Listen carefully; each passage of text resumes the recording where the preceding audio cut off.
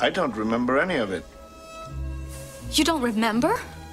For you, the day bison graced your village was the most important day of your life. But for me, it was Tuesday.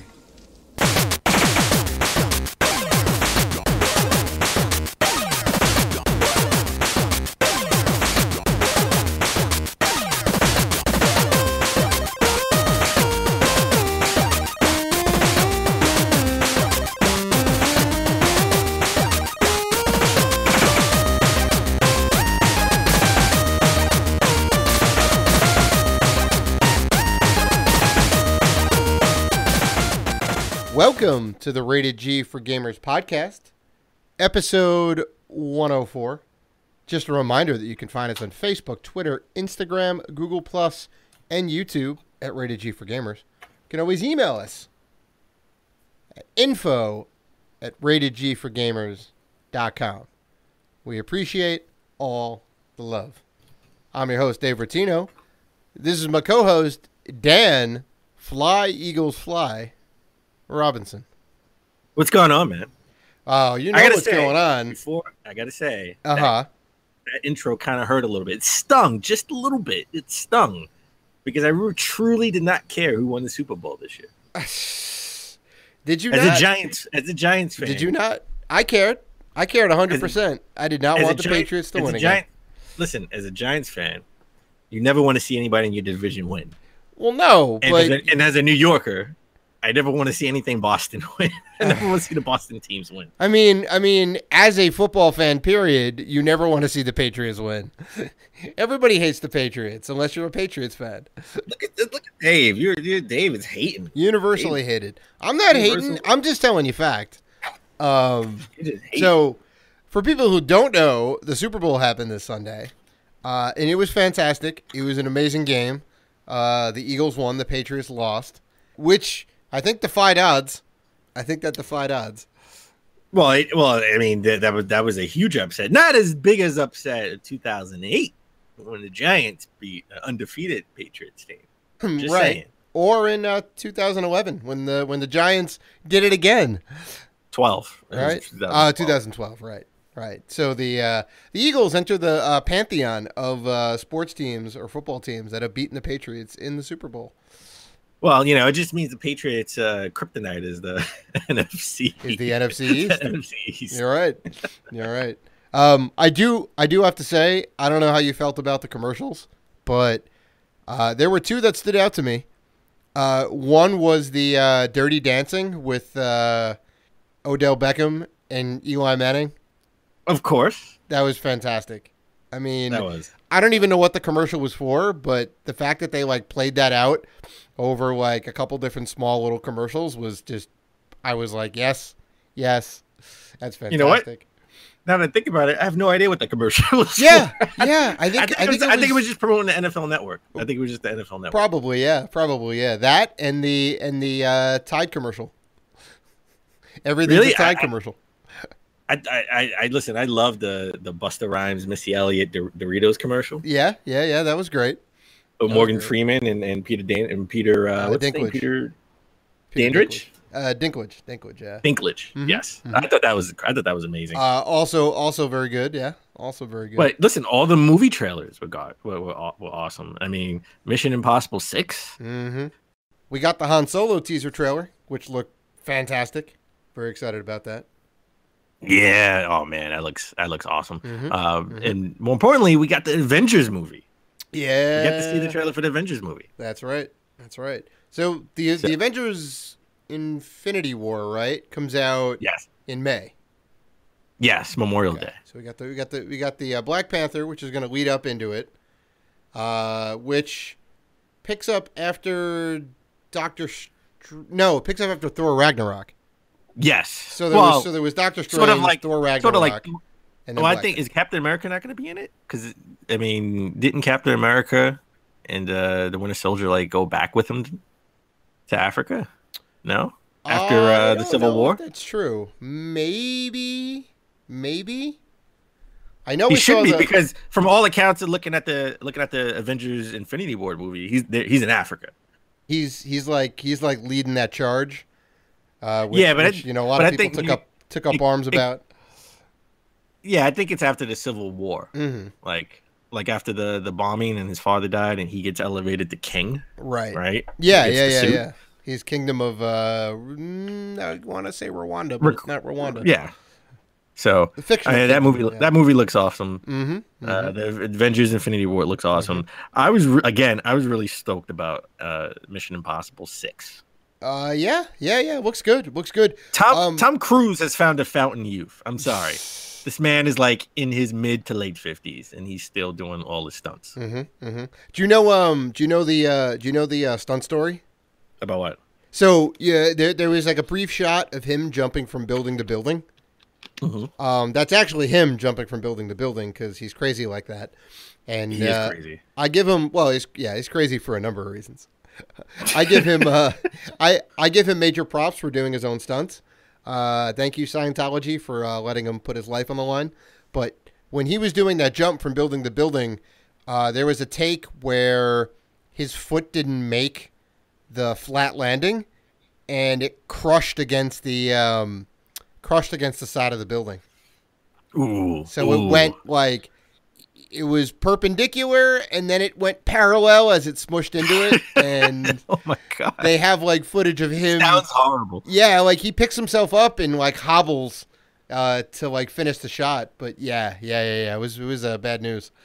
I mean, in this trailer, he's like riding a helicopter, like trying to grab on and ride a helicopter. I guarantee that's probably him really trying to ride a helicopter. Yeah. Hang on to a helicopter. Like I think in Mission Impossible 5, he's hanging on to a plane. That's right. That was really him. Yeah, as it's taking off, he ends up jumping onto the side of a plane. Insane. He is insane. Mm-hmm. I mean, this is Mission Impossible 6, and he's hanging from a helicopter. God knows what he's going to be doing in Mission Impossible 10. Right? It's rivaling the.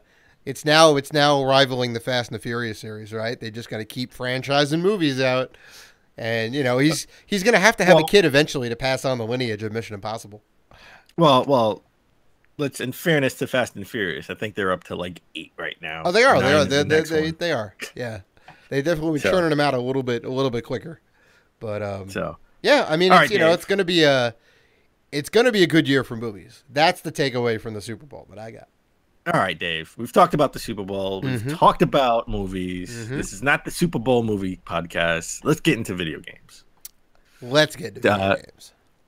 So Dave, as we always try to start the show and always epically fail, what have you been playing? I blame you this time because we got right into that Super Bowl talk. Well, again, it's sort of bittersweet. Mm-hmm. Really, well, a lot of bitter. Just I wish I was really rooting for an Atlanta Jaguars Super Bowl. That would have been interesting. Jaguars Super Bowl. That would have been interesting. My aunt and uncle would be very happy if that happened. Never want to see New England win, and never want to see anybody in our division win. Right. But you know what? If I had to pick one of the lesser two evils, you'd rather go with the Eagles. I'd rather go with the Eagles. As I told correct one of my clients at work who is from Philadelphia. Mm-hmm.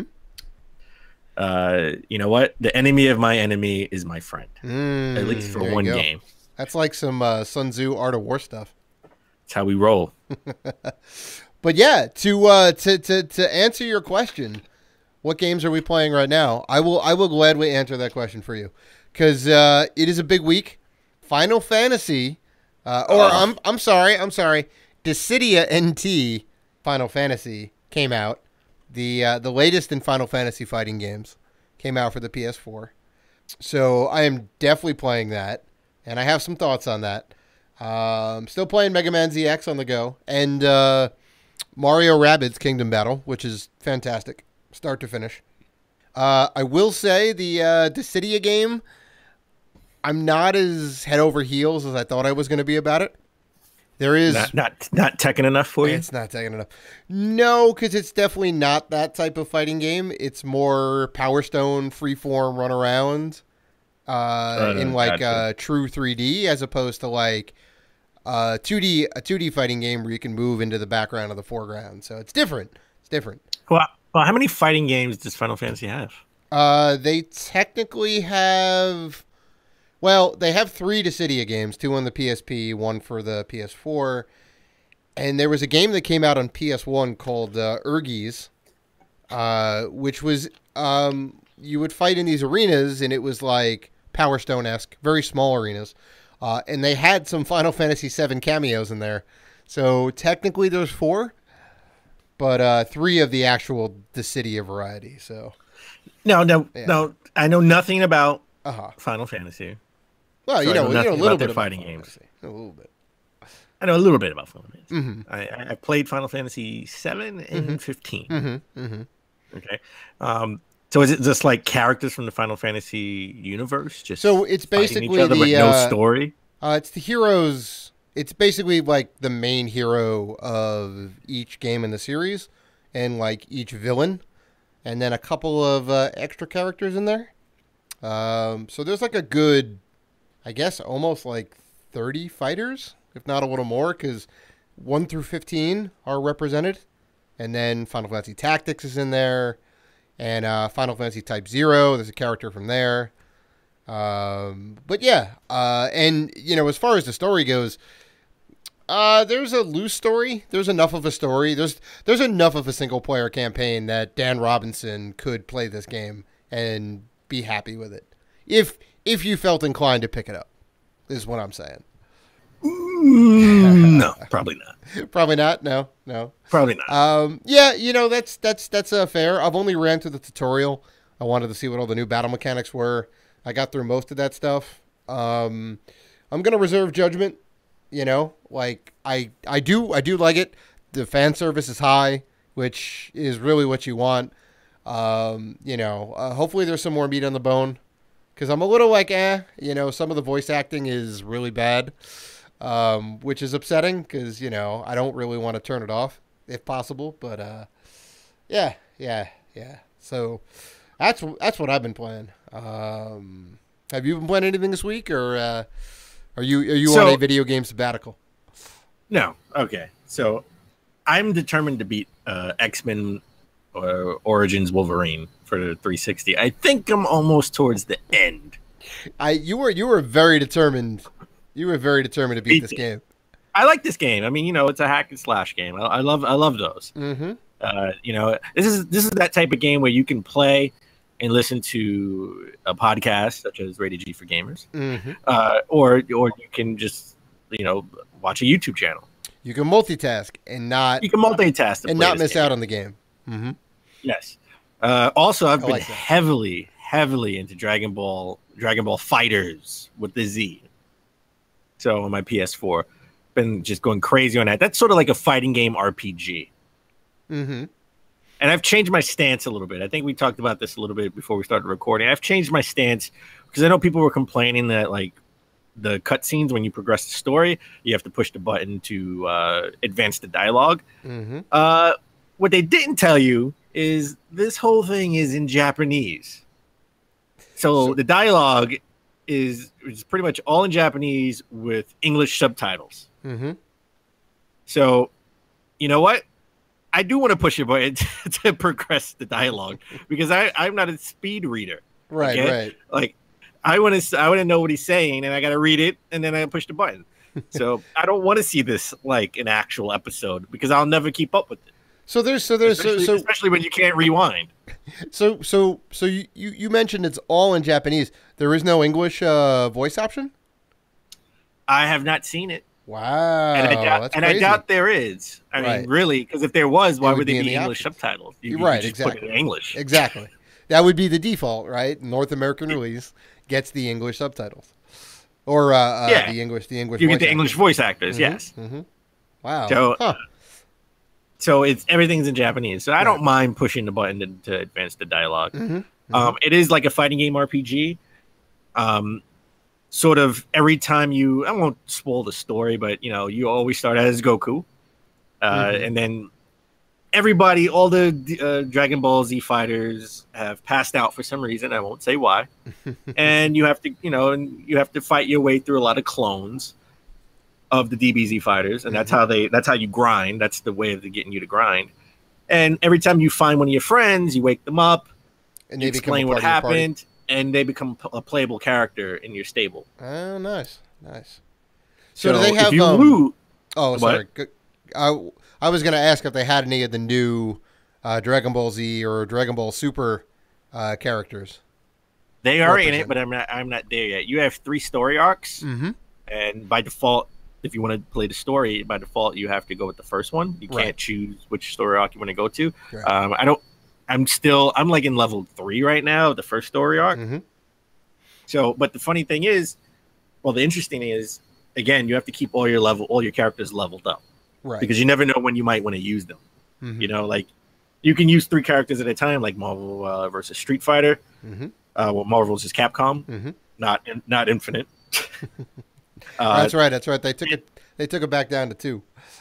They took it back down to 2, but in here you could use 3, and if one dies, you can't really use that person again. Like I've had it where Goku died. Right, I lost the battle with Goku, and I finished the battle. I beat him, but I lost Goku in the process. And I needed to use somebody else for another battle until the battle Goku fatigue. came back. Yeah, he gets the battle fatigue. So, it's again, you have to level up to the highest level that you can with your main characters, but you got to keep the lesser known characters like Krillin, Yamcha, Tien, the guys that you're probably not going to fight with all the time. Keep them at a certain level because you never know when you might want to use them. So. And again, on the map, you have your battles where it's a tutorial battle. Those are usually the fillers. Those are usually like, hey, a tutorial battle, he's just it's going to take you to the tutorial of how to fight.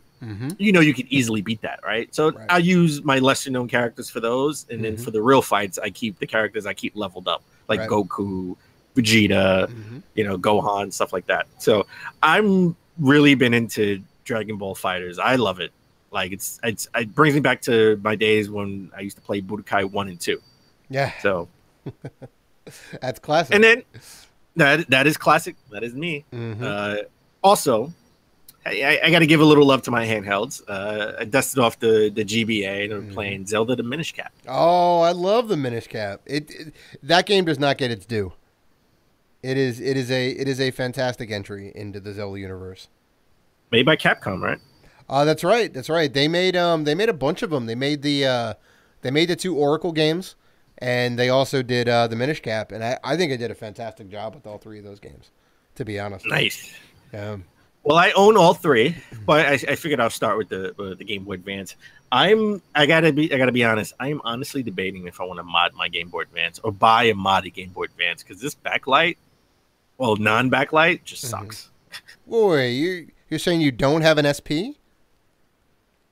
I do, but I like the feel of the. You like the other one? Yeah, you know what? I kind of agree. The I OG. think it feels a little more comfortable. Yeah, because you can put your hands around the side of it, and rest them on top. With the SP, it's very, it's a little too cramped, I think. Yes. So for long extended playtimes, at least. So that's what I've been playing. Oh, nice, nice. So you get any good pickups this week? I did get some pickups.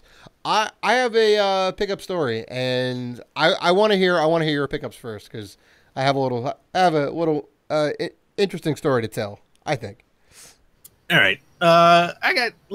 Nothing crazy this week. I know every week I usually have crazy pickups. A little light on the pickups this week, so I picked up a Sega Saturn console version 2, the second version. Hey, so I have version 1 and version 2. That's nothing to sneeze at. It's nothing to sneeze at. Nothing to sneeze at. I got it online on eBay. It actually came with the sort of the triple starter pack, like a virtual cop, virtual fighter, and virtual something else. I forgot. I got to look at. I think it's Daytona Racing. Is it Daytona, Virtual Cop, and Virtual Fighter? I think. Yes. I think that's it. Yes. Yeah. That was crazy because Sega was doing like awful, sadly, you know, and they're like, we got to really go ahead and boost sales. Let's give them 3 free games with the system, which was a monumental deal. I couldn't believe it, you know. I just wish it had the hard shell. It's sort of it's one of those like slipcases. It's the box. It's the actual box, which is slightly ripped, but in fairly good condition. Oh, okay. So, but I do wish it came in a hard case like they usually did back in the day. It is Daytona USA, Virtual Cop, and Virtual Fighter 2. Yeah, there you go. So, also I picked up Dragon Age Origins Collector's Edition for the Xbox 360. You already know. I already had Fallout 4, but I had to because I missed the Pip-Boy edition when the original Fallout 4 came out. So I got the Fallout 4 Game of the Year edition Pip-Boy. Yeah. I remember you were a little jealous. You were a little jealous of my my Pip-Boy pickup. I mean, I know you were. I know you were looking at it like, damn, I should have got one. I admit I wanted a Pip-Boy. I wanted a Pip-Boy. Yeah, I mean, I know they were very hard to get. I think it was just a matter of not like getting it on the pre-order window. I'm assuming that was it, right? It was it, and I could have pre-ordered it for the PC, but you know I don't want that. I don't want the PC version, so I could have got one. You don't have an actual PC to play it on. I don't have an actual PC to play on, so it would have been a waste of time. Right. But I knew with patience is a virtue. So I finally got one. I got the Game of the Year edition. Yeah. For PS4. So I guess they had to produce more of these, right? They had to, yeah. Yeah, because I know, I mean, we had talked about it like way early on that, you know, like I think they shut down production, like they only made so many and whatever else, and like they're like, that's it, you know. And then they said they weren't going to have any more. But I really wanted the collector's edition. So I've been on my collector's edition. That's awesome. Collecting train lately. I mean, I got the Dragon Ball Fighters collector's edition with the Goku statue. Yeah. So I even pre-ordered the God of War collector's edition. Nice. That I have to do too. Yeah. So I thought that was pretty cool. And also I picked up Shadow Colossus, which I pre-ordered and it's not here yet. Yeah. Thank you, Amazon. I pre-ordered over the weekend. If I would have pre-ordered it 2 weeks ago, I probably would have had it by now. So I bet you have the PS2 original version, right? I have the PS2 original version, and I have the HD remake for the PS3. I thought so. So you can technically play that game right now. But I can't play it. I can't play the upscale. I mean, you can't play it in 4K, no. But I mean, you know, you could still play it technically. I want to see the graphic comparisons. I want to do it myself. The side by sides. Sure. I mean, the game does look beautiful. I am contemplating buying it. I've never actually played Shadow of the Colossus, even though I own it for the PS2. But I mean, I picked it up way after the fact. I picked it up maybe like a year and a half ago. I was like, I gotta get this game. It's classic. I love Deco. You know. Well, I got to be honest. I missed the original Shadow of Colossus. This was a point in gaming where I was playing sports and fighting games and working a lot of hours, especially back in those Circuit City days, when you're like in early 20s trying to find your way. So I kind of missed it. So I never played it. Some might say you were a grown man gamer. I was a young man gamer. I wouldn't necessarily say that, but some people may say that you were a grown man gamer. You have responsibilities? All right, let's get into the review roundup of Shadow of Colossus real quick. So it came out for the PS4. Metacritic score of 92. Solid. I mean, it should be, right? The game was beautiful when it came out. The game was beautiful on the PS3 when they re-released it. It should be great on the PS4. Well, some people think the mechanics, really. Remember? Some people think sort of like the mechanics were kind of janky. On the original. Yeah. There were some people that didn't necessarily like it. True. So, a lot of comparisons to Zelda Breath of the Wild as far as facing the divine beast. And just, just the world in general, how it looks, the aesthetics. So, I have not played it yet. Ever. You don't. So it's still in the mail. It's coming. It's still in the mail. Thank you, Amazon. Mm-hmm. So anyway, IGN gave it a 97. GameSpot gave it a 90. Polygon gave it a 95. Destructoid gave it a perfect score. 100. 100. I think this is our second or third perfect score of the year. Mm-hmm. Unfortunately, this game cannot qualify for Game of the Year because it is a re-release. Sure. I mean, that's the first I heard of this stipulation on our Game of the Year nominees, but it makes sense for most for most outlets. It can't be it can't be a Game of the Year because it's a re-release. It's not an original game, not an original release. I don't think we should have it. I think we should stick to those guidelines as well. Yeah. Sure. So, so did the Outliers. So, like Games Radar, I give it an 80. Mm-hmm. Still, those janky controls not totally fixed. Mm-hmm. They didn't really like those controls. Well, Yahoo, who I didn't even know reviewed games, gave it a 90. Here's what I actually want to know. I want to know what Forbes gave it. Do we have the Forbes review number? Forbes? Come on, man. Forbes did review it. It gave it a 90. Well, I didn't okay. know Forbes reviewed games. There we go. Then it's a good game. If Forbes gives it a good review, Forbes Money Magazine, right? Who normally talks about investing and the economic climate, is weighing in on video games, and I trust their opinion. They have not steered me wrong. That doesn't sound sarcastic at all. No, of course not. Level Up gave it a 95, and Hardcore Gaming gave it a 90. I got to say, the consensus, everyone sort of praises how it looks. Mm-hmm. It looks amazing, looks gorgeous. Mm-hmm. Some of the downsides really just are, they didn't add any new monsters or colossi. So there's no new content.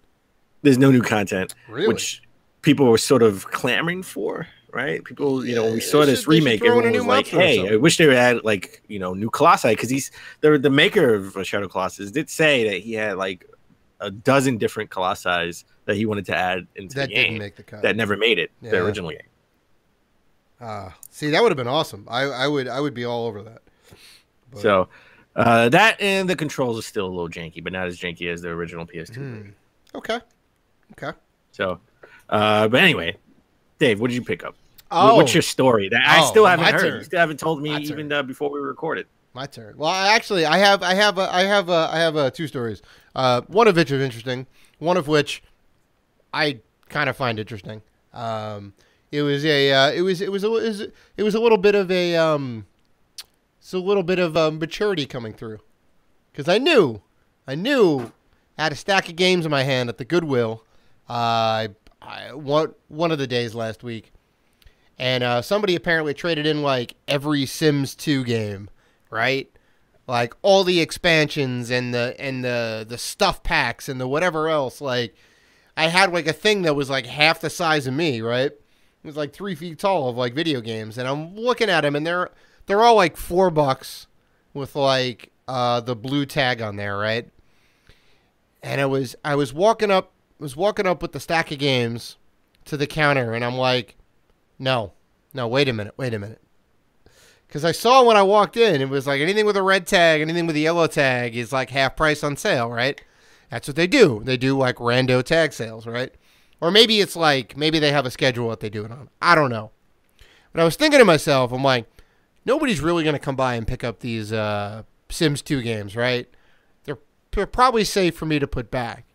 Why don't I wait, right? And when they have a blue tag sale, I can swoop in and save 50%. All right? So I walked out of the Goodwill with 0 games. That's it?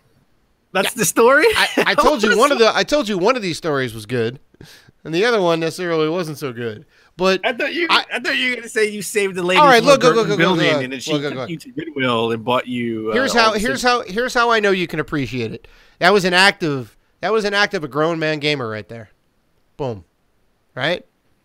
Not just willy-nilly spending your money. That loves The Sims is going to go to the Goodwill and pick up all those Sims games. So when it does go half off, you won't be able to buy it because they won't be there. Oh, he's not going to get them half off. He's going to pay $28 for them, and I'm gonna go. You know what? That's perfectly fine. I'll get them the next time they come around, and I'll get them on sale. So I'm good either way. You keep dreaming, man. You're a dreamer. You're definitely a dreamer. It's only The Sims. It's not like it's Little Samson, you know? It ain't going anywhere. But yeah. So my other story is you know, I was on eBay and I've been looking for I've been trying to get the Fire Emblem series, trying to get more of those games for a decent price, and a lot of them go for a ton of money. So I was looking around on eBay and I was like, oh, Fire Emblem Radiant Dawn for the Wii, right? And I saw it in the GameStop over at Atlantic Terminal. They actually had a used copy, and they knew how much it was worth. They had it for like $65, which is still pretty good because it was going for like around 75 and up on like eBay. I'm like, it's pretty good, but it's still a little high. And I'm like, nah. And I let that sit, and that's now gone. Somebody ended up picking that game up because they're like, oh, it's a pretty good price. And it was. So I saw it on there for like maybe $35-$40, you know, and the auction was still going on. It was over in 4 hours. I said, okay. I put in like $54 maybe, I think, right? Bid on that. I'm like, all right, I'll go ahead and put a bid in, $54 or whatever, right? And it's like, boom, you're the highest bidder. And I was like, oh, well, this is someone's gonna get in there and bid $55, and it's gonna be over, right? So you know, I'm playing video games and whatever else, and you know, I get like the ding on the phone, right? And it's like real late at night now. And I look at my phone, and it's like, you've just won Fire Emblem Radiant Dawn. I'm like, oh, awesome. ended up getting the game cheaper than what it was at GameStop when I was very close to buying it. Got it well under what it normally goes for on like eBay auction. So I'm pretty happy about that. You know, as a game I didn't necessarily want to get at the time. And I'm like, oh, you know, I'll put a bid in. I'll see what's up. You know, didn't think I was going to get it. And then boom, there it is. So nice. Yeah. Well, you gotta add that. You gotta add. Have you ever actually played Fire Emblem? Any Fire Emblem games? Yeah, of course. I've played a couple. You gotta put.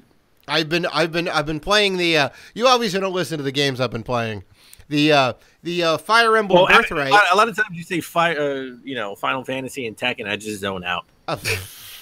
There you go. My co-host, folks. he's listening to half the things I say. That's fine. It's fine. I'm not gonna take offense. The Fire Emblem Fates, Birthright. Because they made like 3 of them. There was Birthright, Conquest, and another one. There was like 3 of them that came out for the 3DS. I know, but I know you play a handheld. But did you ever play a Fire Emblem game on a console? Yeah, I've like emulated them and whatnot. I've played like some of the older ones. So, yeah, I haven't played Radiant Dawn yet.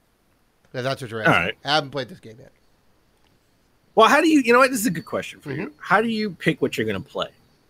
Because, you know, you're a collector. I'm a collector. We try to stay current with new games that come out. How do you pick and choose what do you play?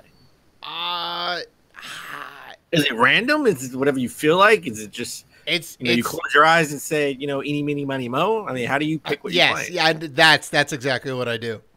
I spin myself around 3 times, and then I point at a shelf, which I have them all like I have them all categorized now, right? So Nintendo's got their section, PlayStation, Sega's got their section. Yeah. But no. I mean, I think it comes down to what you feel, right? You're like, oh, I really want to play this game, right?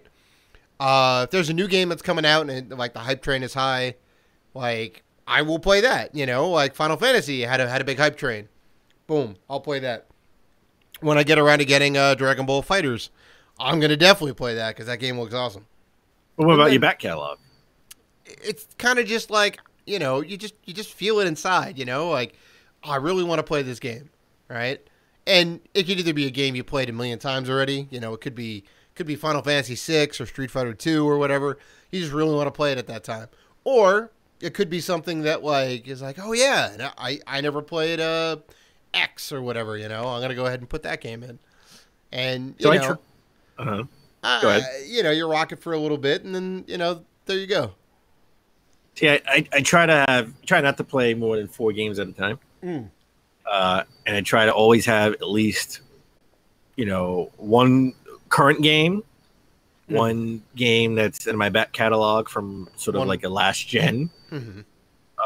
And definitely I try to keep like at least maybe like 1 or 2 handheld games in there. And I try to keep them all different. So if you look at the games I'm playing X-Men Origins Wolverine on Xbox 360, right? So I'm trying to knock this out in my back catalog. I'm trying to finish it. It's sort of a mindless game, you know, with cutscenes that they're no longer than 2 minutes, if even. Yeah. So, you know, I can listen to a podcast, watch YouTube, well, listen to YouTube mostly, and just sort of hack and slash my way through, the X-Men world. Dragon Ball Fighters.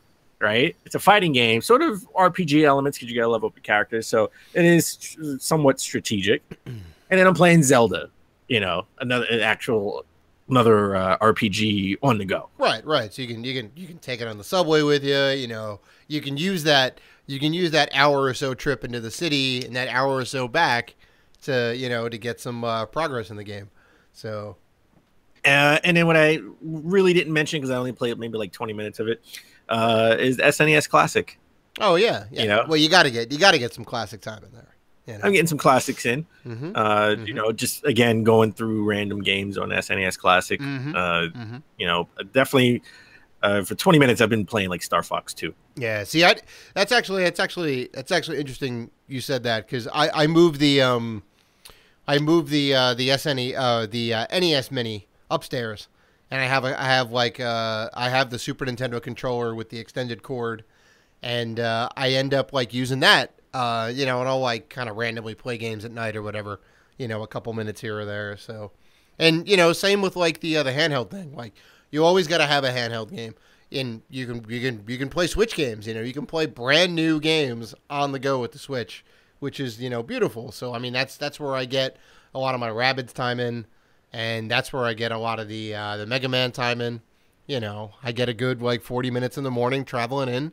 Like it's great, So, I try to knock that out, and I already know the game I'm going back to. After I beat X-Men Origins Wolverine, going back to the real Ghostbusters that came out in the last gen. I'm like maybe a quarter of the way through on the PS3. So I need to go back to that and finish that. So that'll be my next game. Hopefully in the next a week or two. Right. So, all right, let's take a break. When we come back, we'll get into the latest news of last week. And in our convo of the week, we're going to talk about open world games possibly being too open.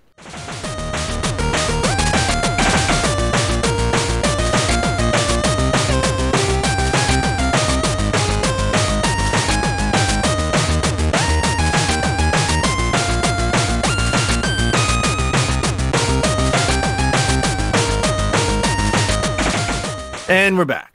All right, let's talk about the top news from last week. The big thing last week was Microsoft. There was rumors about Microsoft buying EA. Right? That was crazy.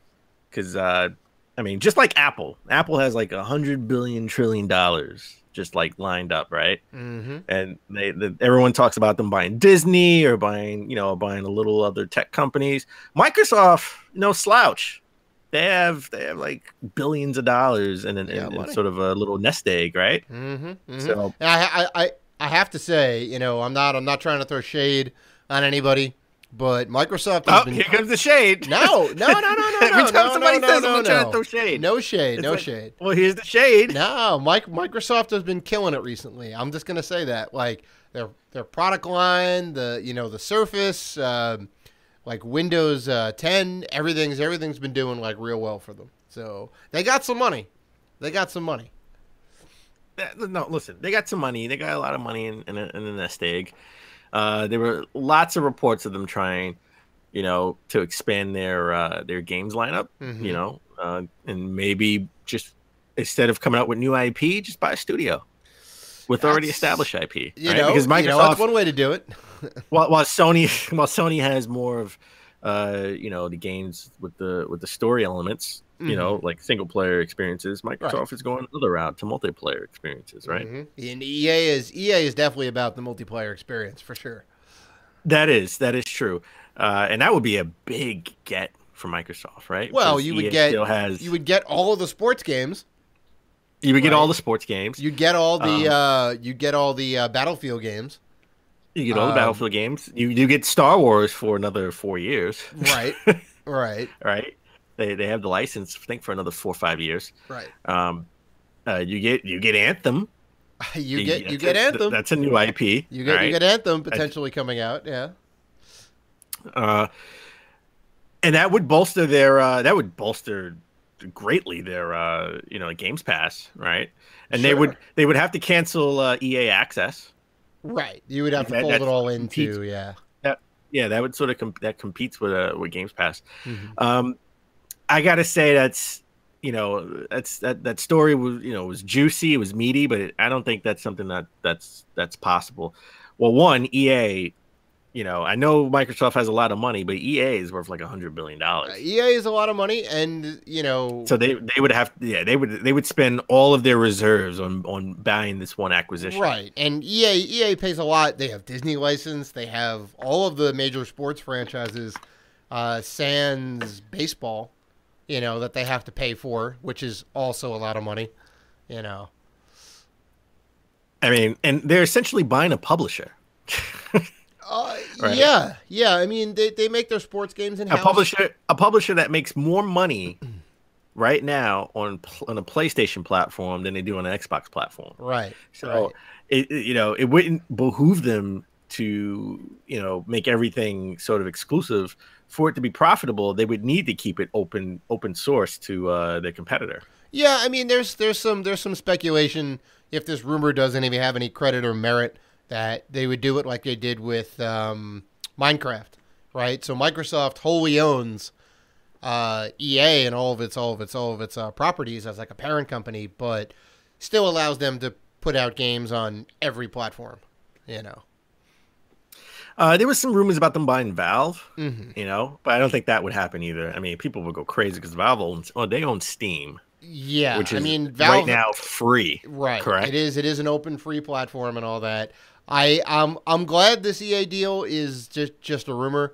I'm even more glad that the Valve thing is a rumor. I really would be. I would cry if Valve got bought out by Microsoft.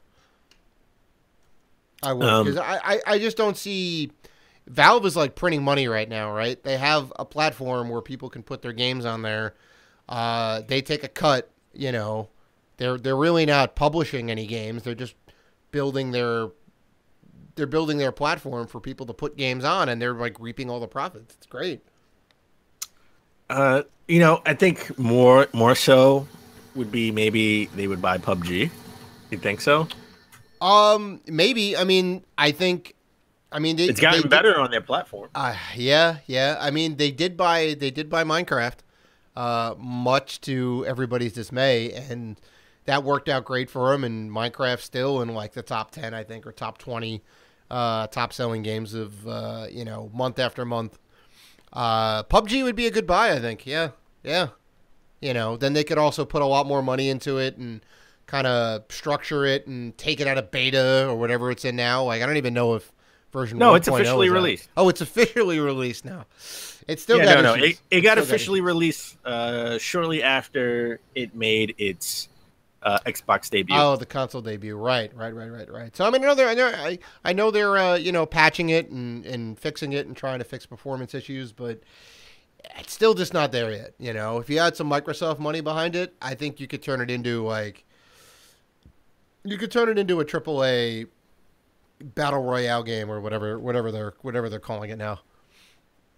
So I think that would be more so what they would do, or maybe buy another studio. Yeah, I don't think they're gonna buy another publisher. Yeah. I mean, they buy like a smaller outlet who's like consistently putting out good games. And I mean, that's what they did in the early 2000s, right? They bought BioWare and they bought Lionhead Studios, and they were just like they bought Rare. They were just like picking up studios left and right. They're like boom, boom, boom, boom, boom. Well, BioWare, EA bought BioWare. Oh, that's right. EA bought BioWare. What did Microsoft? Oh, Microsoft bought Bungie, Rare, and Bungie, Rare, and Lionhead Studios were like the big ones, and there might be some other studios in there too that they picked up, and they're like, look, we need games on our platform. We'll give you a big sack of money, and we had some good stuff come out of it for sure. So, all right, let's keep with the theme of Xbox. So you talk about Minecraft and buying Mojang. Now they've kept Minecraft on all platforms as of right now. Right. We don't know if we'll ever get a Minecraft 2. I still haven't finished Minecraft Story Mode episode, or season 2. Right. I'm like halfway through it. It's not as compelling as the first one. Right. As the first season. But it is something I need to get back to. But I still haven't played Minecraft on the Switch. I didn't buy it.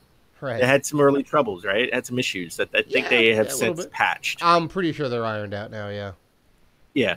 But, we had this whole debate with cross-platform play where, you should be able to play with your friends anywhere. It doesn't matter if they're on your phone, Xbox, Switch, or PlayStation. PlayStation is the only one that's missing from that equation. But the weird thing is, right now, you have sort of like the Master Chief skins on Minecraft on the Switch version. So right now, you can play as Master Chief. You can play as Banjo-Kazooie, any of the Banjo-Kazooie characters on a Nintendo platform. It's so weird. You can even play as Gears of War's Cold Train. Funny enough. Which is interesting. Like you figure they would keep those skins specific to your Xbox platform, right? These are ours. These are specific, right? Because like I don't think any of the Nintendo skins are available anywhere else, right? All the Marios and the whatever else like is specific to the Switch and all that. Like, it's interesting to see them, have them just be available everywhere. Look at Nintendo and Xbox playing nice.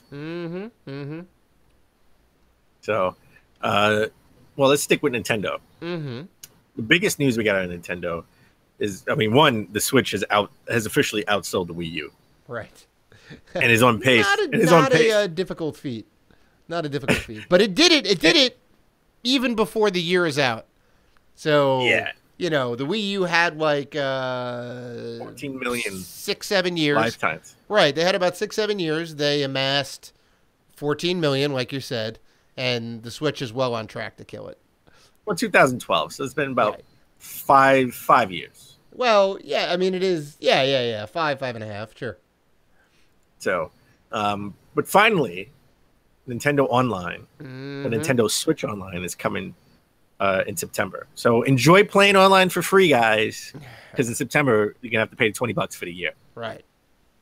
Which is still 2/3 the price of what Xbox Live and PlayStation Plus is. So that's not that bad. $20 for the year, I think it's okay. I think anybody who pays the $6 a month is crazy. Like, just pay $20 for the year and be done with it. Oh, to do like the month-to-month thing? Yeah. Yeah, my only issue is if I do it in September, I kind of want them all to be at the same time. So I want to do it, all my PlayStation Plus and Xbox Live all expire in January. Classics tips for subscription renewals. Get them all lined up together so they all happen at once. I know, so I could just knock them out for the year, right? Yeah, I think I knock them out for 2018. Right. So, look, I don't know if it's going to be the next coming of Jesus right out the gate, right? Because, the fact that you need to have the mobile app to have voice chat, it makes me a little bit worried for their online platform, right? So I think they're offering it for free because it's not going to be so great when it launches, and then they're going to rapidly try and put out more features, integrate a lot more stuff into it. But I don't know. I think it's going to be a little light.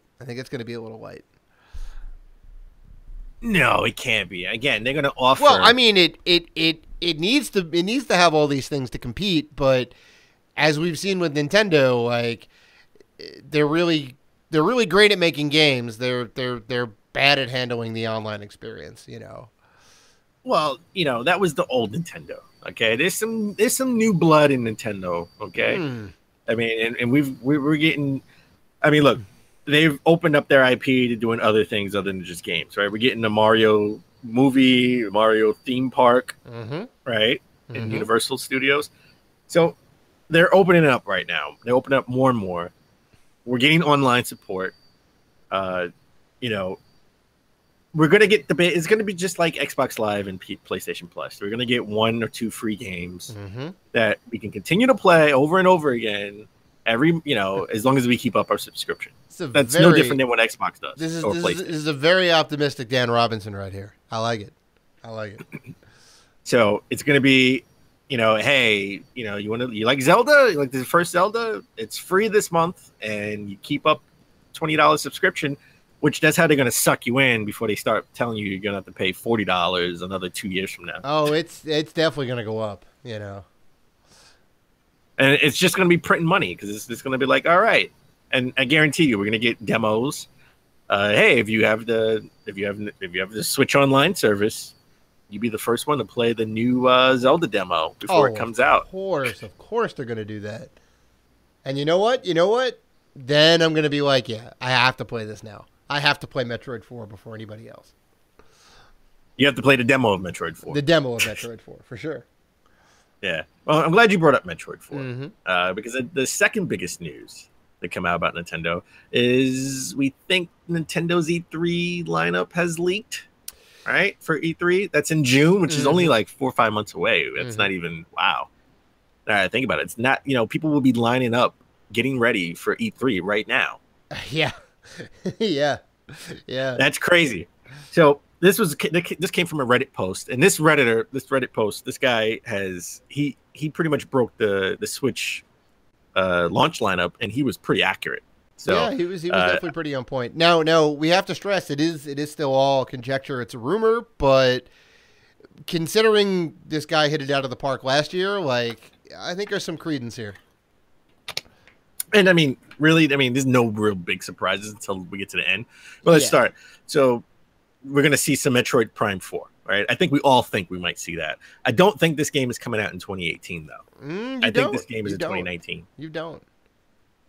Well, listen, Nintendo. I have a sneaking suspicion they're gonna kind of mic drop at the end of their E3 presentation and go Metroid 4 coming out November 2018.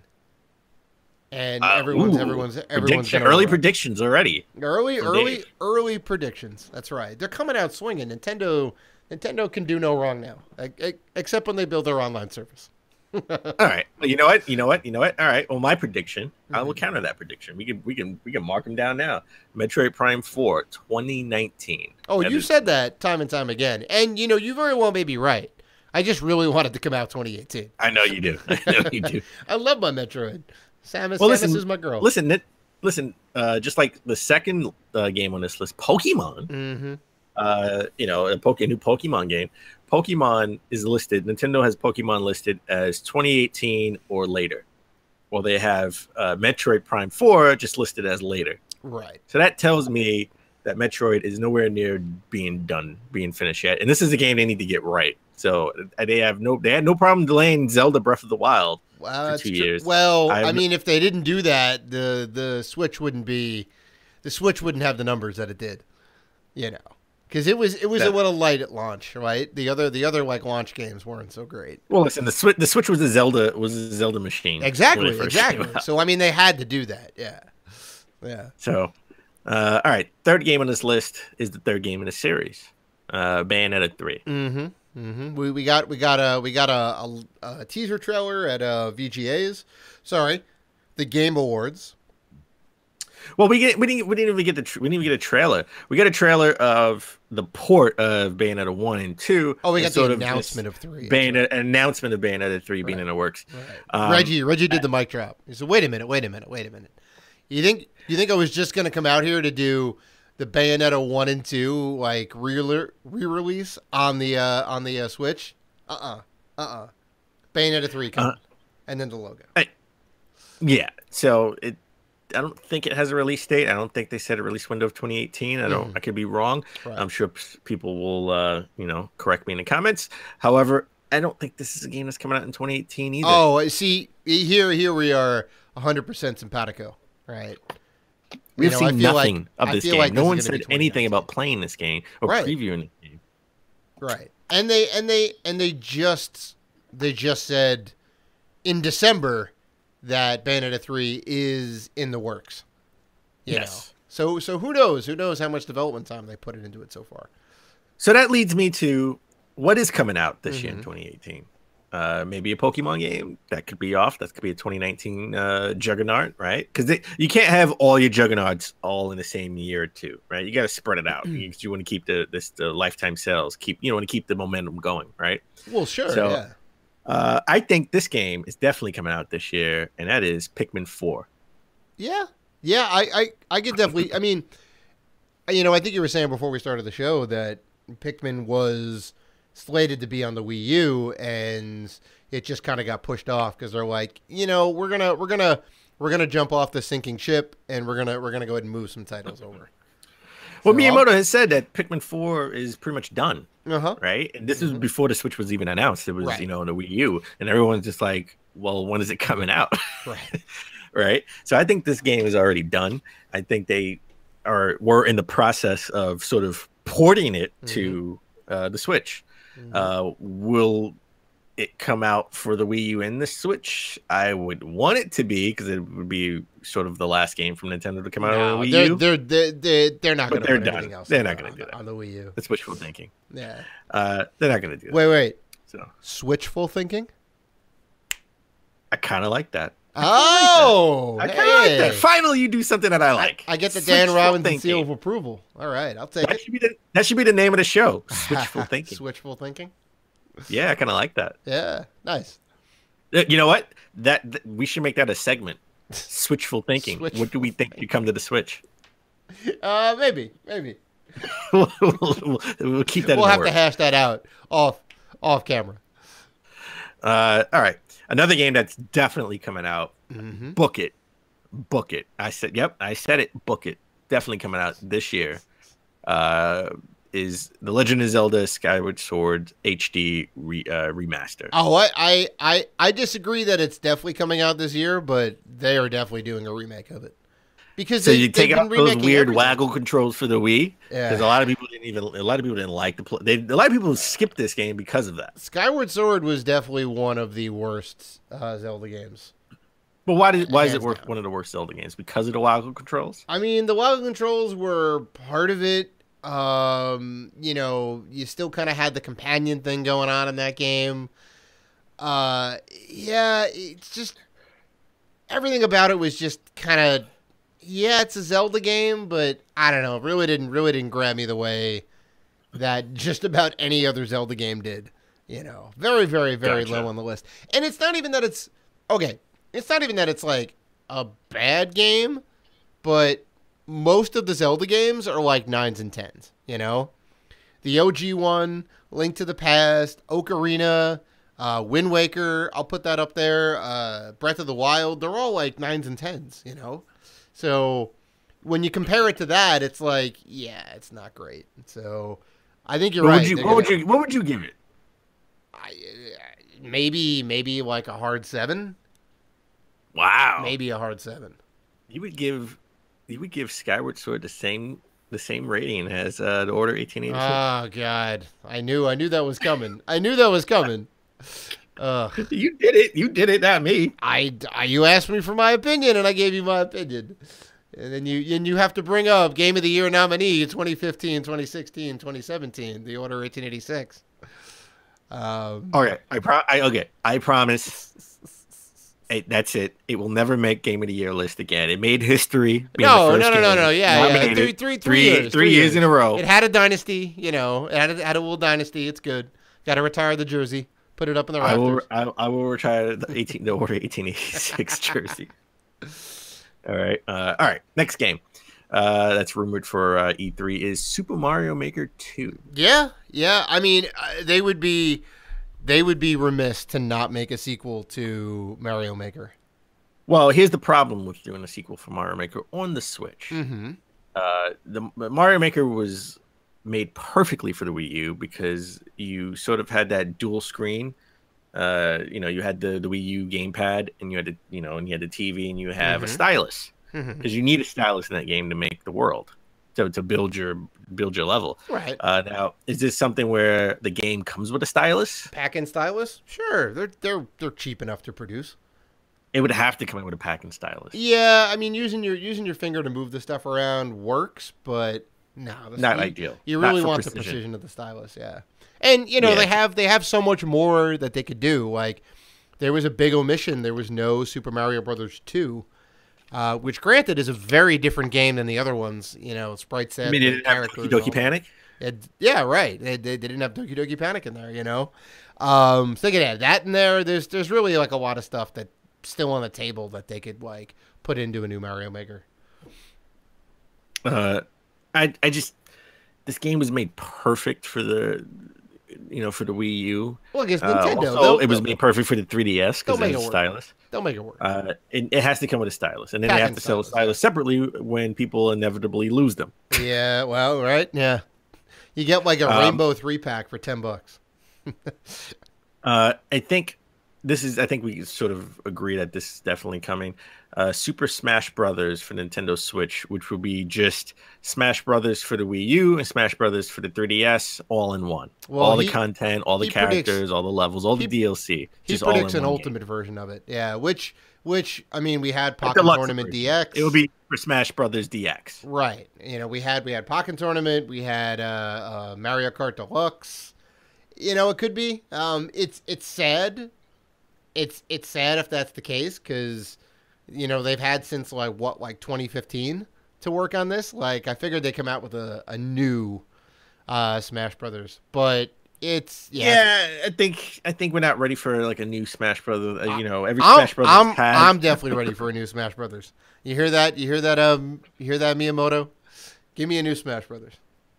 Well, Smash Brothers every Smash Brothers has its new key feature. Yeah, I think Smash Brothers already came out. Like, we had 2 different Smash Brothers come out in 2015. Wow, right? they were, yeah.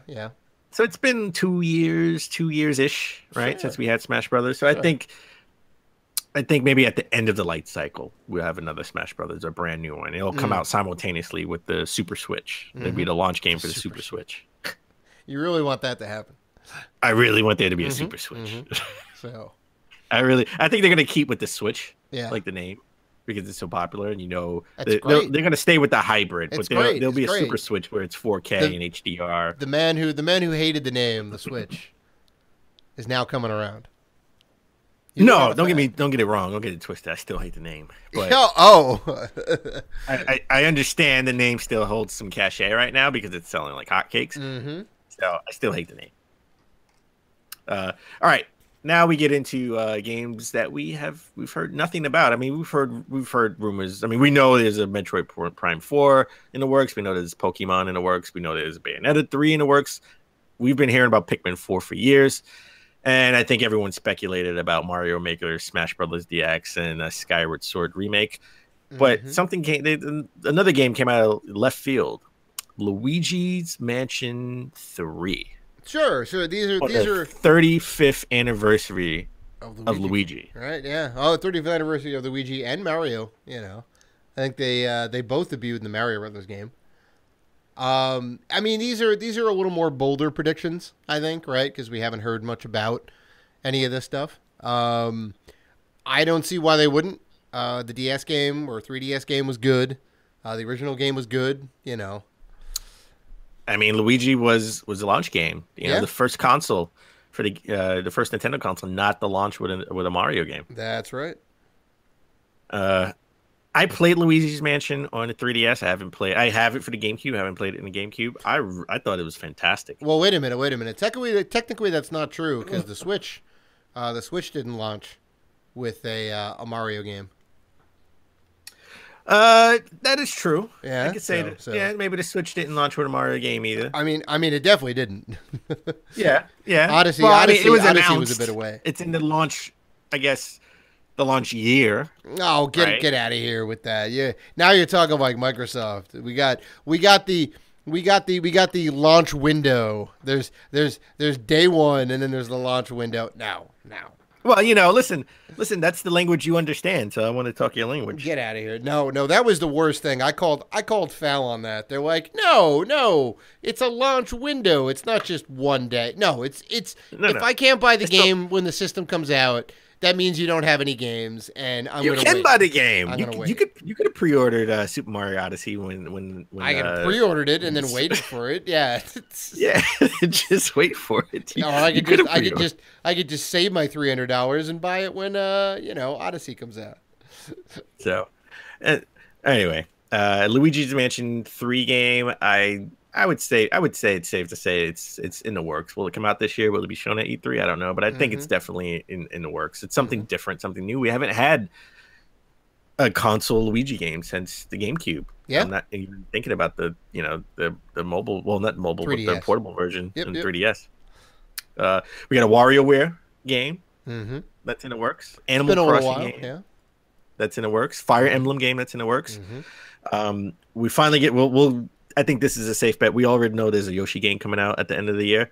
To be released in June. So I think we'll definitely. I don't think in E3 they're going to release the actual name and actual more gameplay footage. If it's coming out in June, which E3 is in June, they have to come out with. They'll like probably have a direct and have some more info on it. They'll have a direct like in March about the Yoshi game. Yeah. Yeah, have to be. Mario Party 10. 11 for the Switch. Definitely, I think that's a safe bet there. Mario Party 11. Mario Party 11. Sorry. Yeah. Oh, 10 was last year. I mean, you really can't do a Mario Party 10 DX. I mean, you really just have to make a new one at that point, Why not? Why can't you have Mario 10 DX? I mean, did it even have any DLC for it to be a DX? No, of course not. It's just a game. That's it. You get a bunch of like boards and you get a bunch of characters and that's it. Can't really deluxe it up. Well, the surprising announcement, sort of rumor, I should say, is a new unknown IP, a horror game developed by Retro Studios. Yeah, great. Bring it on. So Retro, if you don't know Retro, they made the Prime series. They are not making Prime 4. No, that's actually being built in-house, interestingly enough. So what kind of horror game? I don't know. That seems to be like the biggest question. A horror game on a Switch? We don't have many horror games on the Switch. Well, we got the Resident Evil Revelation games. And, we do. A handful of indie games maybe, and And look at Resident Evil 7. I mean, it's rumored to say that Capcom said, "Listen, if you want us to develop for the system, it has to be able to run Resident Evil 7." Right. So you need more RAM. Have the RAM and the power and all that. Yeah. Yeah. So I think a safe bet at some point Resident Evil 7 will get ported to the Switch too. All right, let's stick with Nintendo in mobile. They've pushed this mobile initiative, Fire Emblem. I think it's sort of made a lot of money. Animal Crossing, people are sort of tapering off. Mario Run, I thought was pretty good. I liked it. I paid $10. It was a little bit pricey for the app, but it was solid. It was solid. And it even came out with DLC for it. Yeah. Free. So, well, if you paid $10 for the app, right? So now Nintendo actually officially announced on Twitter Mario Kart Tour. Yeah. So they'll be on mobile devices at some point in March 2019. Right. Which is interesting because I mean, they've been saying they wanted to go big into mobile, and they're taking certain properties that work well on the mobile device, like Mario Run with this one button to jump. It's like an auto runner. He just goes. So it just it works, and the Animal Crossing game works. The Miitomo game worked, even though nobody played it. Miitomo coming to an end, by the way. Yeah. Not surprising. But, it made him some money and whatnot. Like, all of these things are really doing really well for him. Mario Kart makes sense. You can do the tilt controls with it. I don't think it would be that difficult. I'm not jumping up and down for it, but, good on Nintendo because... this means they're going to make more money, and they'll probably have they'll charge you $5-10 for the game or whatever. I'm sure it'll be good. Well, look, 2019. They're announcing mobile games in 2019. I mean, if you read the Twitter post, releasing in the fiscal year ending in March 2019, right? So language like that tells me this wasn't for us. This is for investors. I see. I know how you love those leaked investor memos. It feels like that a little bit, though. I agree. It does feel like that. Yeah. All right, let's talk about a game that's actually announced for 2018. So Red Dead Redemption 2, a game that everyone's been looking forward to. Red Dead. This was actually supposed to come out for the holiday of last year. It got pushed to sometime spring this year, and it got pushed again. But this time we actually got a hard release date. It got pushed in. We thought it would come out maybe the end of spring. Is it spring? So I'm thinking like April, May, right? So now it got pushed to October 26, 2018. Right. Well, I mean, this is, it's Rockstar. Rockstar doesn't do things half-assed. They want to make sure the game is good. So, it just means, the experience playing as James Marsden is going to be that much better. So, I'm willing to wait. Definitely willing to wait. So, look, I always love it when they put out a statement apologizing to the fans that they want to get it right. Yeah. Right? And I think anytime you put out an apology saying, hey, we got to delay it, you should always have a hard date. And they do. October 26th. Yeah, I mean, If they would have said, I got to be honest, I think I would have been a little annoyed if they said, we're delaying it to holiday 2018. It would have been a little salty. That mean anything. Yeah. Right? Yeah. And that gives them an excuse to push it to 2019 if need be. So I'm glad that they put a hard date on this, October 26th. Yeah. I got to, you know who's pissed off that it's coming out October 26th? Every other game that's coming out a week before or 2 weeks after. Well, this is like the Star Wars syndrome, right? If you put a movie coming out when the Star Wars movie comes out, it is not going to do well. It has to be a couple weeks before or a couple weeks after. You got to move the date. So, how did you like Red Dead Redemption 1? Couldn't tell you. Never played it. Did you play Red Dead Revolver? Well, that's not true. I did actually play Red Dead Redemption. I played it very briefly at PAX one time, and the guy who was running that particular station at the Rockstar booth, he rubbed me the wrong way, and it gave me a very bad impression of the game. Oh, my God. Dave is very impressionable, so leave a good impression on him. Look, man, I mean, like, even if it sucks. Like, I wasn't even that crazy about the game per se. I'm not really like Wild West isn't necessarily my motif. I'm not like gung ho about it. So it was like, it was fine for what it was, but I played it, and the guy kind of like rushed me out of there and gave me a bit of an attitude, and I'm like, I'm not gonna buy your game. I'm not gonna go ahead and play your game. So. I'm sure it's fine. I'm sure it's a good game. People seem to love it, and I do like Rockstar. No knock on the Rockstar games. Maybe I may have it. I'll have to take a look at the collection. Have to take a look at the collection. Oh man! All right. So you brought up Star Wars, Star Wars movies. Yeah. Let's talk about Battlefront II. A game that we both still have not bought in protest of microtransactions. Yep. Well, they're coming back, baby. Oh, then I'm definitely not buying this game. Well, I'll buy it when it's $20. Right now, maybe. Right now, I'll buy it when it's $10 because I'm a smart individual. Well, I want to play the story because I love Star Wars. Online. You mean the lack of a story? It's not very good. I don't really care. It's not very good. Well, you know what? I may like it. Okay, people said that about The Order 1886. Oh my god! But I loved it. It's gonna get nominated again this year. I can feel it. You can't not nominate it. I'm not gonna. I'm retiring. Yeah. All right. We'll see. It will not get nominated again. I promise. I'm looking for the jersey up in the rafters. I'm looking for the jersey that says 1886 on the back, but I don't see it up there yet. I will not. I will not nominate the game again. All right. But despite the backlash, and millions lost because this game didn't sell up to expectations. Well, of course not.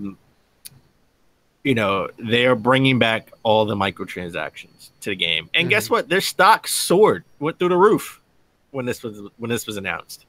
Well, so, I mean, investors love this. It makes sense because everybody who has a vested interest or has stock in EA or who works for the company and whatnot is like, well, this is an avenue for more money, right? The only reason they took it out is because they're like, look, we have to seal this wound up, this gaping wound in our like company side. We need to do something to get back in the good graces of fans. So they're like, all right, fine, we'll take out the microtransactions. Period. So I'm not surprised they're coming back. I don't think it's a good move. Because I think the damage is done, but they were on a good track. They were trying to repair themselves. People still weren't buying the game, but I mean, it made EA look a little bit better. A little bit. Well, look, I mean, they projected to sell 10 million copies, right, and they only sold 9 million. Right. And that's a far cry from the 14 million that the first game sold. So sure. And they say microtransactions are not going anywhere. They just need to do better, right? Yeah, so. I mean, it's so. I mean, are you positive on this move? All right. Can I be totally honest? Of course. Rated G is all about honesty. I'm gonna get crucified. The microtransactions. I honestly. I mean, I didn't really care because I want the single player story campaign. So the microtransactions really didn't hurt me. I did it under protest because I understand people. I understand the whole point of they should only be for cosmetic items and not giving another player an advantage. Of course. So of course, I understand that, and solidarity with my fellow gamers. I protested this and didn't get it. Mm-hmm. But it wouldn't affect me. It didn't affect me then. It's not going to affect me if they bring it back because I'm not going to play online because I don't care. Right. See, but like here's the thing though, the precedent is there. Granted, they can't make as much money with the single player because there's not like a level of competition. There's not like ego on the line. There's not rankings for like single player and whatnot, right? So you don't really get any of that kind of goads people into saying like, well, I want to get the biggest and the best and I want it now. I'm going to pay $10 and get, Darth Vader or whatever it costs and whatnot. But once they start doing that and they find the model to make it profitable for multiplayer, they're going to work it in the single player, I mean, they've done it with Assassin's Creed, right? You can basically like pay money to speed up a timer, right? Which is essentially like avoiding playing the game. Like I hear what you're saying. And you're right. If you only play the single player, it's not gonna really matter to you. The single player campaign is still going to be the single player campaign, whatever it is. And you can get enjoyment out of that without paying extra money. But they really just should have let it, they should have just taken the L and let it be, I think. Well, listen, since they only really have the license for like another 4 or 5 years, which is really another maybe 2 games, if even, right? They're trying to milk it for as much as they can because I'm sure they paid a lot of money for that. License. They're like, you know what? I'm gonna burn this house down, baby. We're gonna make all the money we can. So, well, all right. Speaking of EA and BioWare, we talked about BioWare earlier. So Anthem has been delayed. Mm-hmm. Another game that's being delayed to 2019. Yeah, Anthem, I never believed this game was coming out in 2018. It was too ambitious to come out. A game like this that's so ambitious, open worldy. You mean Titanfall 3? Who? Titanfall 3? Because it looked, that's essentially what it is. Yeah, you're right. It looked very much like Titanfall, even though everybody said it's not Titanfall. But you're riding around in giant mechs and whatnot. Like it felt a lot like Titanfall. Well, it's an open world science fiction RPG. Mm-hmm. Mm-hmm. Will it have a single player campaign? I don't know. If it doesn't, I'm probably not going to buy it. Right. At least buy it right away. I'll buy it eventually. Mm-hmm. But it's been a game like this is going to get delayed in 2019 because they don't want to have this Star Wars debacle. Matter of fact, they don't want to have Andromeda debacle. Right. Right, because this could be BioWare's last shot for a game. A lot of developers that are on the team are treating it like that because they never know if this bombs. That's it. They may just dismantle BioWare. Yeah, just like I did with Visceral Studios, and again, it would be another bad move for EA because BioWare's awesome. BioWare's loved. Mass Effect was loved. They did Knights of the Old Republic. Well, yeah, I mean, the last one of the series, but you know what? I'm going to go ahead and blame EA on that. BioWare is a big AAA studio, yes, but we all know how EA is with, deadlines. They're a horrible publisher, and people tell a lot of horror stories working for EA, either in the company directly or as like a third-party developer. It's very tough. Listen, they should take a page out of Ubisoft, right? Like they delayed Assassin's Creed for a year. Right. So they could have delayed Andromeda to make it right. Yeah, I mean they specifically said, all right, we're getting a lot of fan backlash. Let's do a game every 2 years. Let it kind of breathe a little bit, and I think that's one of the best things they've ever done. I know, but look, and you know what hurt Andromeda other than just the graphics and just sort of like the weak story. Mm-hmm. It came out in the middle of Horizon Zero Dawn, right, and Zelda. Right. Well, I mean, that was a very, because you expect that to be the dry period, right? Q1 2018 is when all the Christmas games that couldn't make it come out. I know, but in the last 2-3 years, that's not been the case. It's no, it definitely has major games. So, if look, everybody knows. They know the game. If the game is bad when it comes out, they knew this game was bad 3 months prior to its release. Yeah. Right? That's when you got to sort of hit like that gold point to where you're ready to go and start printing disc. Right. So they knew it was bad. Yeah. If they knew it was bad and you knew this, this big new IP that's coming out for PlayStation, it's getting great, is being previewed, getting great previews. Mm-hmm. And Zelda's coming out. Hype train was high. Yep. You listen, delay the game until March of 2018. Yeah. When right now, this is when Andromeda should be coming out. With improved graphics, maybe you tweak the story a little bit, and it definitely wouldn't get. It got a bunch of 6s across the board, right? A bunch of 6s, maybe 7s. It would get a solid 8 if it was delayed a year, guaranteed. Sure. Maybe people didn't like the story, but we wouldn't have graphical errors. Mm-hmm. So, but one game that we know that game is being delayed, Anthem. But one game that we know that is coming out this year is a new Battlefield game. We had Battlefield 1, I guess last Christmas, not this last Christmas, but 2016, right?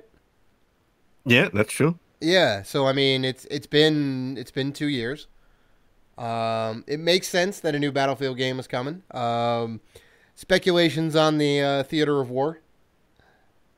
Do you think it's going to be like World War I again, or? I don't know. Are they gonna end up doing World War II, Vietnam, maybe go back to that? Well, they did World War I. Maybe they could do another story in World War I, like do something similar. You know, right? Maybe, or maybe do one because they did Battlefield 1 was broken up into different stories, right? It was five different individual stories, I think. 5 different. Maybe just do one long individual, one long story. In World War I, or maybe go back to World War II. And I mean, the big question is Call of Duty. Right. What are they going to do? Are we going to get Call of Duty World War II 2? I don't think either company is going to do that. I think Back to Future. Well, I mean, maybe. It has to be something different enough because the reason Battlefield went back to World War I went all the way back past World War II is because, like, we haven't had this almost like ever. I don't think there's really been any, like, substantial World War I first-person shooter. It's always World War II. And then people got sick of it, and they're like, all right, fine, we'll make it more modern. And then we had the modern era of first-person shooters. And then people got sick of that, and they're like, all right, let's go into the far future. And they did the, space stuff and whatever. And then people got sick of that, and they're like, all right, we're taking it back, So we had, like, a 10-year gap from when they did, like, their World War II, World War I stuff. And I think that's part of the reason why it did so well. So I think if they're going to do anything, maybe they'll jump ahead to World War II. Maybe they'll do Vietnam again. Maybe they'll do the Gulf War. That'd be kind of interesting. Get a AAA Gulf War 1991, like Three Kings style. But do you call it Battlefield 2? Or Battlefield 6? Because it's really the sixth.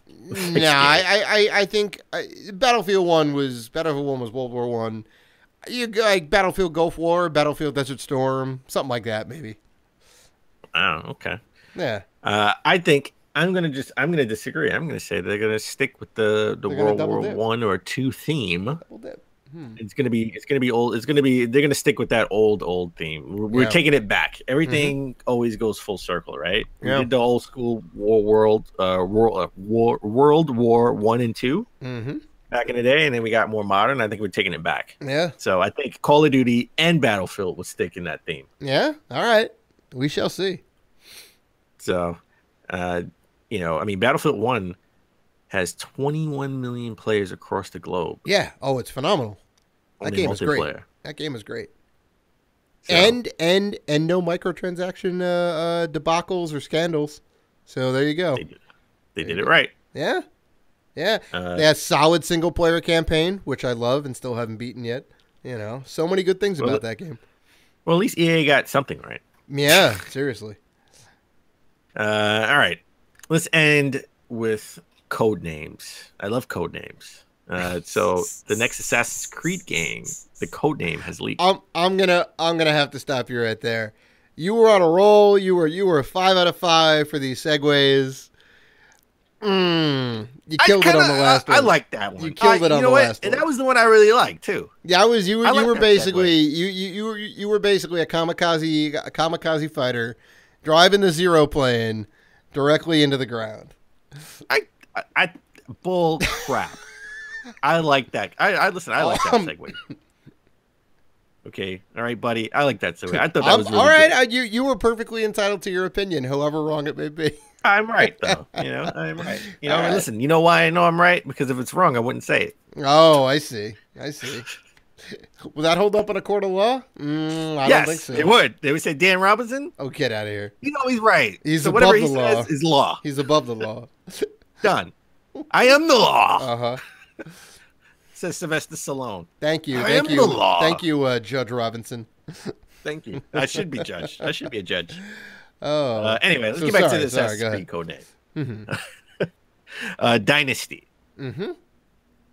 So this also leaked. So we think that this is going to be sort of like the Assassin's Creed Empire, maybe in China.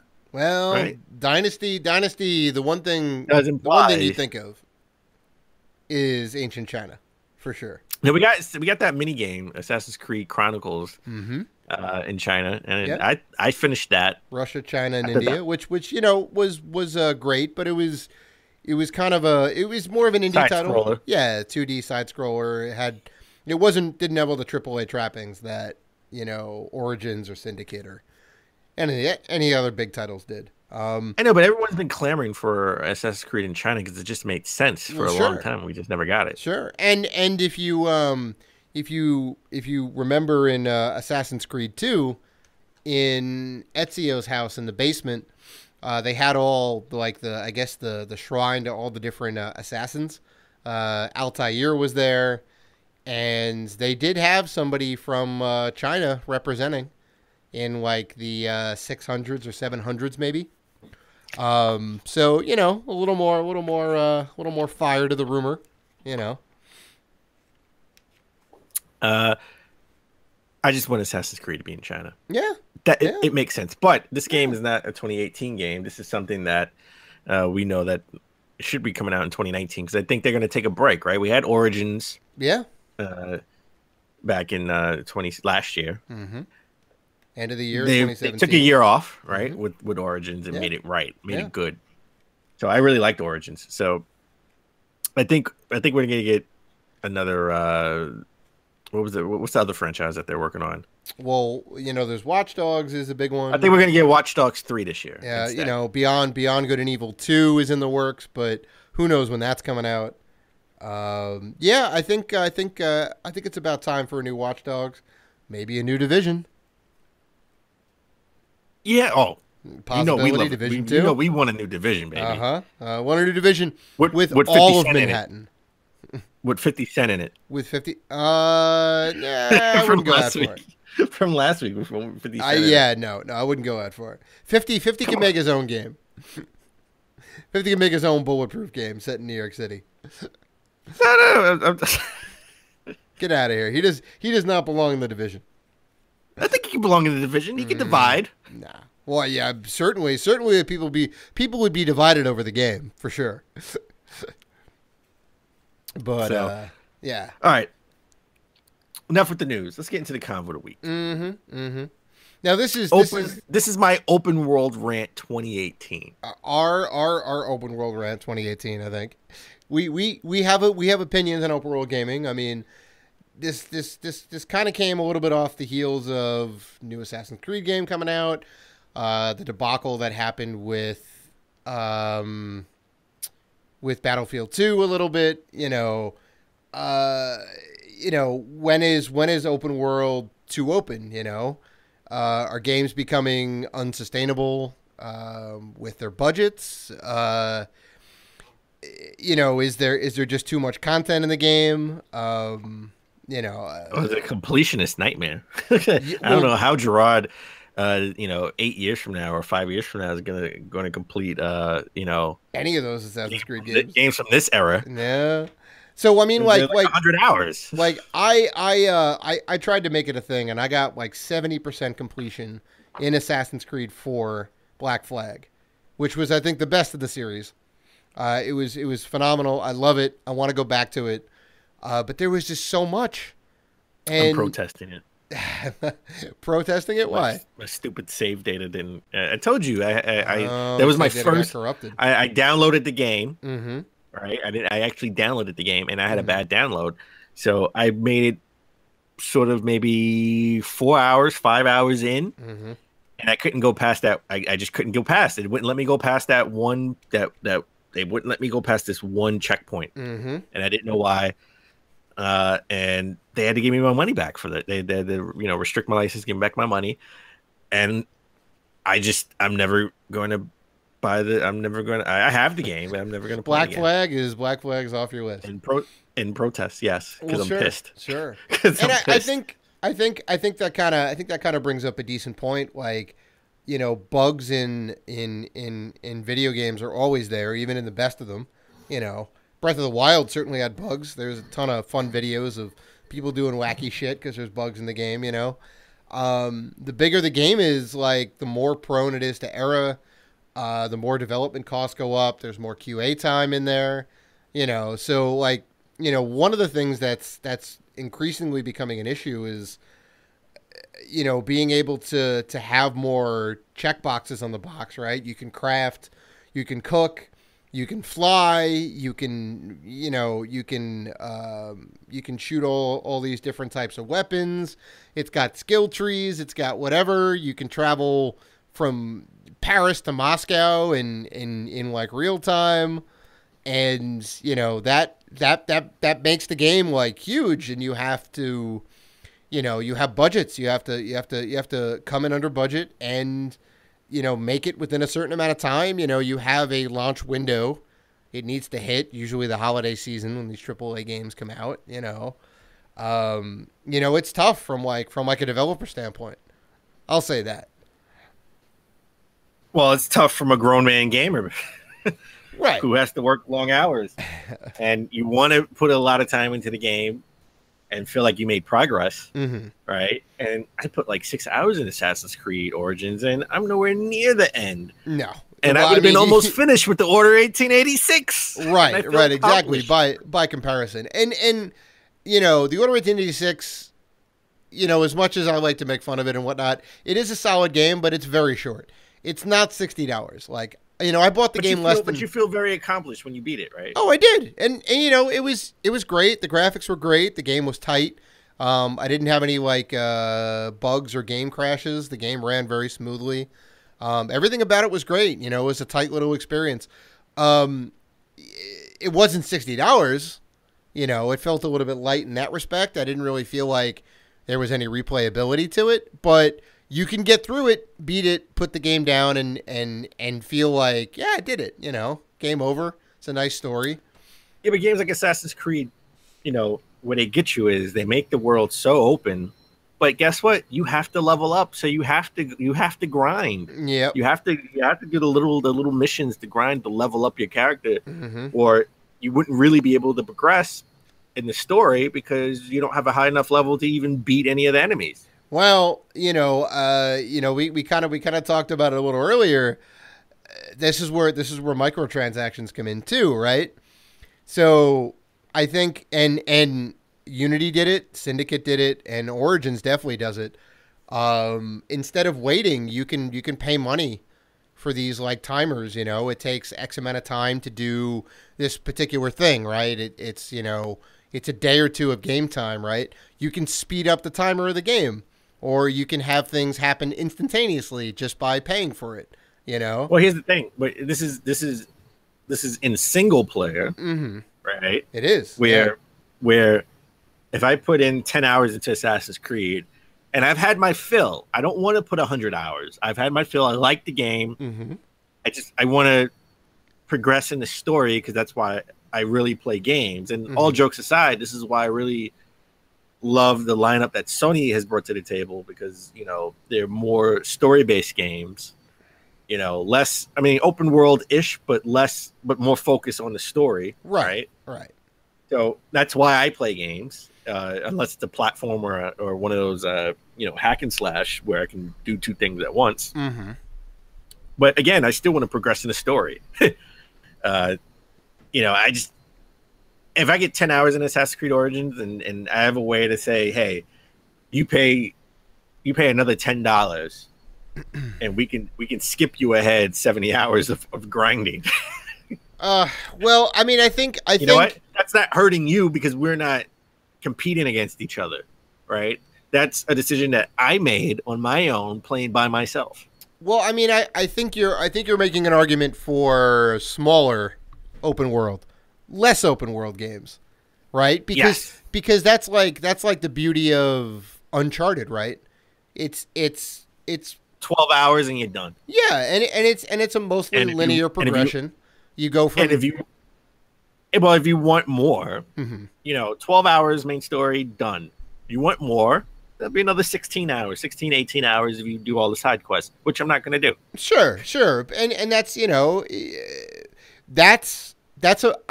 personally, I think we're on the same page. I think that's a much better experience than here is the kitchen sink, along with everything else, have at it, you know, in like the Assassin's Creed world. Like, I mean, it looks beautiful and everything's very like alive, like everybody's doing their own thing. Like, I feel like I'm in Egypt, you know, I feel like I'm in, you know, 17th century France, you know, they do a very good job of that.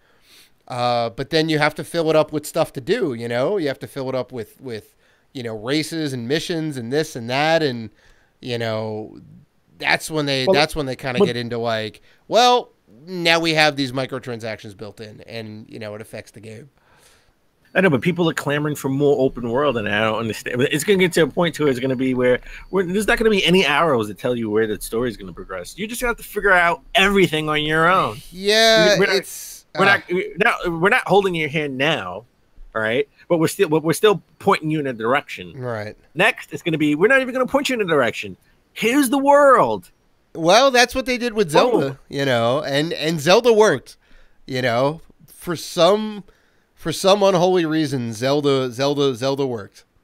You know, they didn't really give you a lot of guidance. They had that little beginning plateau, and then boom, the whole entire world opens up.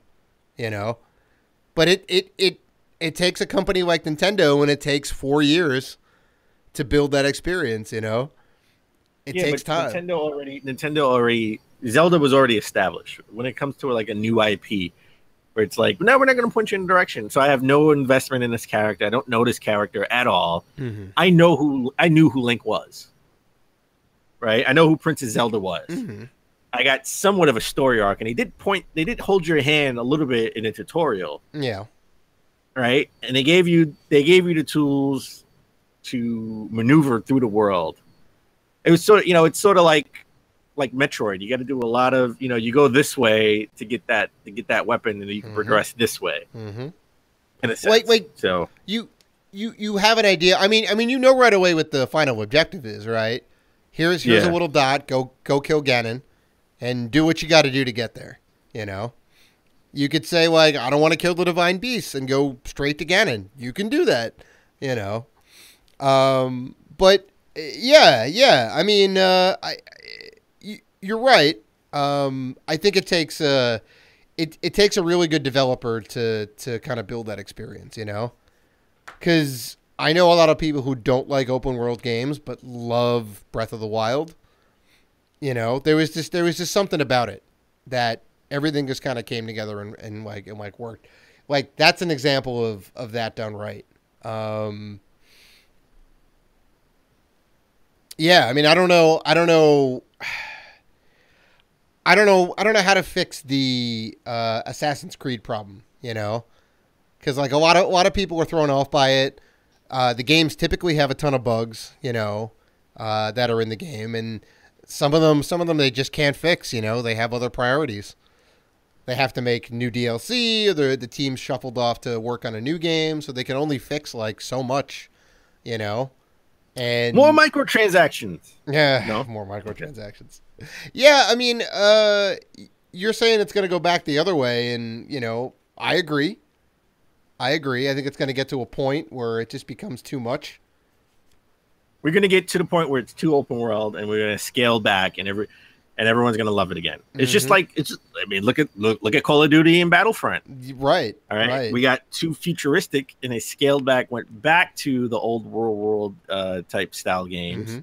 Mm-hmm. With a modern spin, and everyone's in love with it, right? Because it's something different. Mm-hmm. So I think maybe at the end of this generation, we're gonna get the open world is gonna be so open that the beginning of the next generation of systems, they're gonna scale it back a little bit. Yeah, I mean, we've definitely seen we've definitely seen. I think I feel like we've seen some of that. We've seen the rise of the indie game, right? You know, yeah, we're like indie games were looked at as like, oh, you don't have enough money to make a real video game, right? It's kind of a hobbled experience and whatever else, but now they're like some of the best games, you know, Celeste and Shovel Knight and Hollow Knight, and, you know, all these like really great games that are considered quote unquote indie games, you know. How do you feel about I think maybe we can end on this. How do you feel about stuff like No Man's Sky and the approach that they took? Oh, you mean just flat out lying about what's going to be in the game? You know, yeah, you know, I kind of like it. Just lie to me. Tell me things are going to be in a game that's not really going to be in a game. Sure, definitely not a good mark on the company, but I kind of meant more of the whole like procedurally generated kind of random, you know, approach to things. We're like, that's what's going to happen. I said it's going to get so open world, but they're not going to point you in the right direction of what you need to do, because everything is going to be randomly generated, and no experience is going to be the same because it's randomly generated levels. And you know, that's going to be cool when it first comes out, and then people are going to get tired of that. I think, in my view, because I know I will. Yeah. So you weren't. Good luck trying to find a walkthrough. You're right. You know, it's a major problem those games have to deal with, for sure. So you know, like No Man's Sky, which is on my list of games to go back to since they've sort of patched things, is one of those games where you mindlessly just wander around. I mean, there is no story, and I don't want there to be a story because I'm gonna be pissed when I can't progress. So, yeah, I mean, there's that weird ambiguous goal of like getting to the center of the universe, but yeah. It's... Well, the biggest question is: do I go back to my save or do I start from scratch? Oh, because I think you never get off the damn planet. No. I can't get off the planet. I think you got to start over from scratch and try it out again. It's been 2 years, 3 years. Yeah. So maybe. Just listen. In closing, are open worlds too open? In my view, yes. Mm-hmm. I think this is one topic we can definitely agree on. So that about ends it for episode 104. We want to thank you guys for sticking with us and listening to the show and being all around good fans. You guys can find us on Facebook, Twitter, Instagram, Google+, and YouTube at Rated G for Gamers. You can always email us at info@ratedgforgamers.com. I apologize. We just switched our email addresses over when we got our website up. So please like, listen, subscribe, and as always, keep gaming.